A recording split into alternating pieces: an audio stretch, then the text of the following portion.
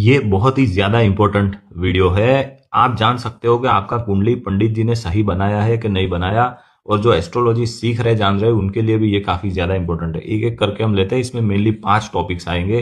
तो पहला है सूर्य की स्थिति। जन्म कुंडली में सूर्य आपकी जो स्थिति है, जैसे कि लग्न में यहाँ पे सूर्य हो तो समझ लेना चाहिए कि 6 से 7 बजे सुबह का जन्म है। और आपका जैसे कि इसमें कैसे चेक कर सकते हैं, जैसे कि कोई कह रहा है मेरा दोपहर के 2 बजे का जन्म है, तो सूर्य 12 1 बजे 2 बजे यहाँ पे 9वें स्थान में, 12 से 1 बजे 10वें स्थान में। कोई कह रहा है दोपहर का जन्म है और उसका सूर्य कुंडली में आप यहाँ देख रहे हो 7वें स्थान में, तो समझ लेना वो कुंडली गलत बना है, मतलब वो कैलकुलेशन एरर और वो टाइम पे।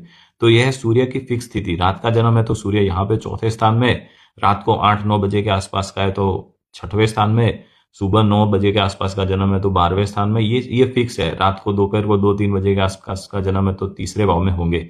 ये सूर्य की स्थिति है। दूसरा इंपॉर्टेंट बात है, जन्म कुंडली में राहु और केतु हमेशा एक दूसरे के आमने सामने ही होंगे। जैसे कि समझ लीजिए राहु यहाँ पे है तो केतु यहाँ पे ही होगा, आमने सामने ही होंगे। जैसे कि राहु यहाँ पे है तो केतु यहाँ पे ही होंगे। इस तरह से ये भी एक फिक्स रहता है। और तीसरा बात हम जान सकते हैं सूर्य और चंद्रमा की स्थिति से, तिथि अप्रोक्स। अभी जैसे कि किसी के भी सूर्य और चंद्रमा आमने सामने है तो समझ लीजिए पूर्णिमा के आसपास का जन्म, साथ में हो तो अमावस्या के आसपास का जन्म। तो कोई कह रहा है कि मेरे पूर्णिमा के 2 दिन बाद का जन्म था और उसके कुंडली में चंद्रमा यहाँ पे देख रहे हो, तो समझ लेना वो कुंडली गलत है, कुछ प्रॉब्लम हो गया। जैसे कि चंद्रमा इधर है तो सूर्य से 10वें स्थान में, तो समझ लेना चाहिए कृष्ण पक्ष के अष्टमी तिथि का आसपास का जन्म। ये फिक्स ही रहता है, चंद्रमा ऐसे राउंड करते रहते हैं। तो ये भी एक काफी इंपॉर्टेंट बात है। फिर आता है ये सूर्य जन्म कुंडली में स्थिति। तो सूर्य जहां पे भी होगा उससे या तो बुध उसके साथ होंगे या एक घर आगे या एक घर पीछे, इससे ज्यादा बुध सूर्य से दूर जाता ही नहीं। तो कैसे, जैसे कि कोई कुंडली में आप देख रहे हो कि बुध यहाँ पे है या यहाँ, मतलब वो चीज गलत, वो कुंडली में कुछ गड़बड़ बना, गड़बड़ हो गई मैन्युअल।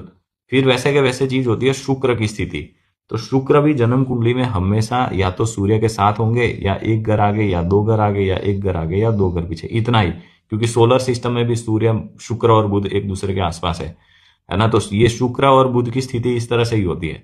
ये भी एक इंपॉर्टेंट बात है, पता होनी चाहिए। फिर एक बात है कि सूर्य आपका जो जो राशि में हो, जैसे कि सूर्य किसी के मेष राशि में, तो उसका जन्म 14 अप्रैल से 14 मई के बीच का ही होगा।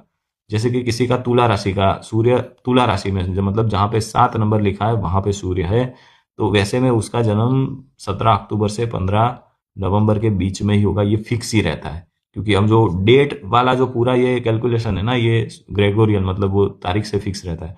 धनु राशि में सूर्य है तो 16